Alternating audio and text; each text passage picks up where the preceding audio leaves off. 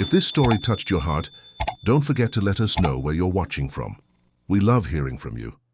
Whether you're in New York, Manila, Sydney, or anywhere in the world, your presence means so much to us. Drop a comment below and share your thoughts. And hey, if you haven't already, hit that subscribe button and turn on the notification bell so you won't miss tomorrow's special story. Trust us, it's one you don't want to miss. See you in the next chapter. It was a crisp evening in downtown Los Angeles. The sky was painted with shades of orange and gold as the sun dipped behind the skyline.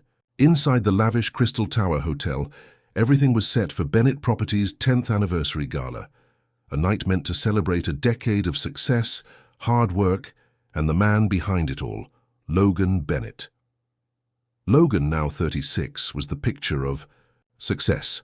Tall, confident, dressed in a custom-tailored navy suit that matched his sharp gaze. He stepped out of his black SUV and gave a polite nod to the valet before entering the grand lobby. Tonight was supposed to be just another business milestone, another speech, another toast. But fate had something else planned. As he walked toward the ballroom, Logan paused. Just outside the main hall, a security guard appeared to be turning away a young boy, no older than 7, who was insisting he needed to go inside. "Sir, I just need to find my mom," the boy pleaded, clutching a small red backpack. Logan's brows furrowed. Something about the boy's voice, his eyes. It struck a strange chord in him. Without hesitation, Logan approached. "Is there a problem here?" he asked, his voice calm but firm.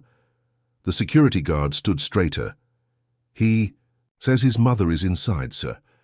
But we can't let children wander in unaccompanied." Logan turned to the boy, kneeling slightly. "What's your name, buddy?" "Aiden," the boy said softly. "And your mom's in the ballroom?" The boy nodded. "She's working. She helps with the party." Logan raised an eyebrow. "Let him in," he told the guard. "If his mom isn't inside, I'll take responsibility." The guard, now recognizing Logan as the CEO, nodded quickly and stepped aside. As Aiden disappeared into the crowd, Logan straightened his tie and stepped into the room, the music and laughter washing over him. His assistant, Samantha, rushed up to greet him. "Sir, finally, you're late. They already started the program. I had to speak on your behalf." Logan smiled faintly. "Sorry, got held up." He looked around the grand room. Golden lights, elegant tables, everything was perfect. But then his eyes landed on her. Across the room stood a woman in a sleek burgundy dress, clipboard in hand, giving directions to the staff. For a second, time froze. Chloe Anderson. The name whispered through his mind like a ghost. The woman who left him 8 years ago without a word was here, working at his event. His heart slammed against his chest. It wasn't just another night. This was the beginning of something he never saw coming. Logan stood frozen, eyes locked on the woman he once imagined spending forever with, Chloe Anderson. She hadn't changed much, same confident posture, same focus in her eyes as she directed the staff. He could still remember how she used to fix her hair behind her ear when she was thinking hard. She just did it again. He felt like he was looking at a ghost, a beautiful, breathing ghost, who walked right back into his life without warning. But before he could even begin to process his emotions, he felt a gentle tug on his suit jacket. "Mr. Nice Guy," a small voice called. Logan blinked and looked down. It was the boy from earlier, Aiden, the same boy who had been stopped by security at the entrance, the boy whose eyes now stared up at him with a wide smile and something oddly familiar. "You helped me outside," Aiden said proudly, holding a small plate of cookies. "Thank you," Logan chuckled softly. "Well, you were pretty brave to come in all by yourself," the boy beamed. "I was looking for my mom. She's working here tonight." Logan knelt down again. "What's your mom's name?" "Chloe," Aiden said casually. The name hit Logan like a punch to the gut. His mind went blank. He slowly turned to glance across the room. Chloe was now reviewing a checklist, unaware of the conversation happening just feet away. Chloe. Her son? Logan's throat tightened. 1,000 questions raced through his mind. Could it be? No, she wouldn't have. Would she? Before he could speak again, Chloe's voice rang out, sharp and urgent. "Aiden!" The boy turned. "Mom!" She rushed over, panic written all over her face. But the moment she saw Logan crouched beside her son, her expression shifted from alarm to shock to something unreadable. Their eyes met for the first time in 8 years. No one said a word. Logan stood slowly, his face unreadable. Chloe opened her mouth, then closed it again. Aiden looked between them, confused. "Do you two know each other?" he asked innocently. Chloe took a shaky breath. "Aiden, why don't you go grab a juice box from the front table, okay?" "Okay," he chirped and walked off. Logan didn't waste a second. "Is he?" Chloe nodded before he could even finish the sentence. "Yes, he's yours." His breath caught. His entire world shifted in that 1 second. All the years of wondering why she left, all the sleepless nights trying to move on, none of it prepared him for this moment. He was a father, and he never even knew. The air between them was thick with unspoken words. Logan's jaw clenched as he looked at Chloe. Not the same woman he remembered, yet somehow still her. Her eyes darted nervously, as if searching for an escape. But there was none. Not this time. "How long?" Logan asked, voice low. Chloe swallowed hard. "Aiden just turned 7 last month." 7. He repeated it like it was foreign. "So you were pregnant when you left?" She didn't answer. She didn't have to.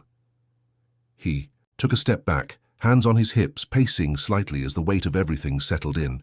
"You left without saying a word, Chloe, not a goodbye, not a letter, nothing. And all this time you were raising my son without telling me." "I had to," she whispered, eyes shimmering. "No, you chose to," he snapped. "You made that decision for both of us," she winced. "You don't understand." "Then help me," he interrupted. "Because right now, I'm trying real hard not to completely lose it in the middle of my own event." Chloe took a deep breath. "You were on the edge of everything you ever wanted. You had investors lined up. Your company was finally taking off. I couldn't be. The reason you stopped chasing your dream. You thought I'd give it all up for you?" "No," she said softly. "I knew you would." Silence. That one sentence hit harder than any accusation.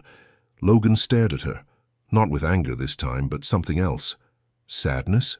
Maybe even guilt. "I loved you, Logan." "I still do," she added, tears brimming now. "And leaving you was the hardest thing I've ever done, but I did it for you, for Aiden." He looked away, eyes unfocused, mind racing through the past, all those years wondering what went wrong, what he did to push her away. And all along, it wasn't about him. It was about protecting a version of him she believed in more than he did. "I had a right to know," he said finally. "I know," she replied. "And I'm sorry." He shook his head. "I missed his first words, his first steps, every birthday, every Christmas." "I know," she whispered again, barely audible. He exhaled sharply, the tension breaking just a little. "What now?" he asked, his voice quieter. Chloe met his eyes. "That's up to you, but if you want to be part of his life, I'd like that. He deserves to know his father." For the first time, Logan saw something behind her tears. Hope. Maybe the past was broken, but the future, it was still unwritten. Logan didn't sleep that night. After the gala ended, he drove around the empty streets of Los Angeles, the city lights flickering like old memories. Chloe's voice echoed in his mind. "I knew you would have given it all up." And she was. Right, he would have. Back then he loved her more than anything. But now he was a father. And 7 years late. By morning he made up his mind. At exactly 8:15 a.m., Chloe walked into Bennett Properties headquarters, not knowing if she was welcome or walking into a storm. She wore a modest blouse, a little more nervous than usual, and clutched a thin folder to her chest like it was armor. "Ms. Anderson?" The receptionist greeted her. "Mr. Bennett is expecting you. Executive suite, top floor." She hesitated in front of the elevator. Her palms were sweaty. The last time she and Logan stood face to face, he was breaking apart in front of her. Would he forgive her? Or was today the day he shut the door for good? The elevator doors opened. She stepped in. When she arrived, Logan was already seated behind, his glass desk back-turned staring out the window. The Los Angeles skyline looked calm, unlike the storm inside him. He didn't look at her. "Close the door, Chloe." She did. A long silence passed. "I'm offering you a job," he finally said. She blinked. "What?" "Personal assistant. Starting today." "Logan, It's not a pity offer," he interrupted, still facing the window. "And it's not about revenge. I just need to know who you are now. And maybe I need to believe you still know me." She stepped forward, voice soft. "I never stopped knowing you." He turned. His eyes were tired but steady. "Then prove it. Be here. Let me be part of Aiden's life. Let me earn back the time we lost." Her lips trembled, but she nodded. "Okay." Over the next few weeks, things weren't perfect. Logan remained distant at first, cool, all business. But every now and then his guard slipped, like when he silently added Aiden's name to his emergency contact list, or the way he watched Chloe when she wasn't looking.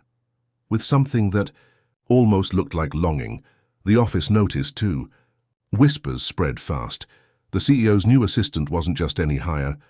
One evening, as they worked late side by side reviewing contracts, Chloe placed a sticky note on his desk. Just 6 words. "Life short. Forgive. Try again." He read it, then glanced at her, their eyes locked. No anger this time. Just history. And the question of what came next. He didn't say a word. But for the first time since she returned, he smiled.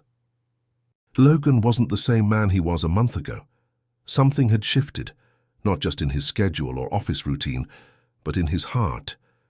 Where there had been walls, now there were windows. And Chloe, whether she realized it or not, was the light. Coming through, working side by side with her every day was both healing and maddening. He admired her strength, her grace under pressure, the way she still chewed the end of her pen when she was deep in thought. And more than once, he caught himself wondering, what if we hadn't lost those years? But there was no going back. Only forward, and he was ready. It started with small things. Aiden staying over at Logan's place a few nights a week, family dinners, Saturday mornings at the park. The boy had warmed up to him quickly, calling him Dad, without hesitation. It tore Logan up inside, both joy and guilt fighting in his chest every time he heard it. But the final push came one rainy Thursday night. They had just finished dinner at Chloe's apartment. Aiden was asleep on the couch, wrapped in a superhero, blanket, toy robot still clutched in his hand. Chloe stood in the kitchen, drying a dish when Logan walked in, holding something behind his back. "I was going to wait," he said. "Do this somewhere grand, dramatic. But this feels more real." She turned, confused. "Do what?" He stepped closer, his voice lowered. "Chloe Anderson, will you marry me?" Her eyes widened as he revealed a simple, elegant diamond. Ring, nothing flashy, just sincere. Her hand flew to her mouth. "I'm not proposing out of guilt or obligation," he added. "I'm doing it because I want to build a future with you, with Aiden, because despite everything, I still love you." Tears welled in her eyes. "You really mean that?" He nodded. "With everything I am." She didn't hesitate. "Yes, God, yes." He slipped the ring onto her finger, then pulled her into the tightest, most overdue hug of their lives. The kind of hug that said, "We made it." Somehow, after all this time, we made it back to each other.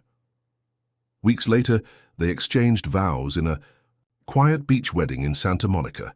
Just the 3 of them, barefoot in the sand with the waves as their witness. Aiden threw petals in the air and declared himself best kid of honor.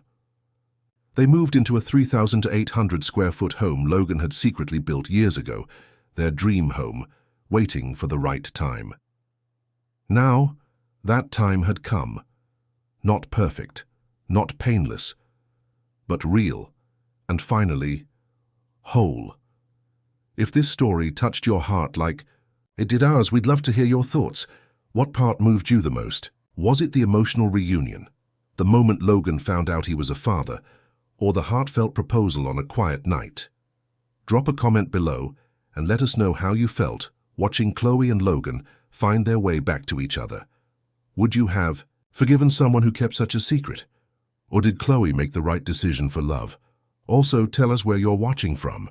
We love seeing this community come together from all around the world, whether you're tuning in from the US, the Philippines, Canada, or beyond. And don't forget to like, subscribe, and turn on the notification bell so you won't miss tomorrow's special story. Trust us, it's just as emotional and powerful. We read every comment, and your thoughts inspire us to keep telling more love stories that matter.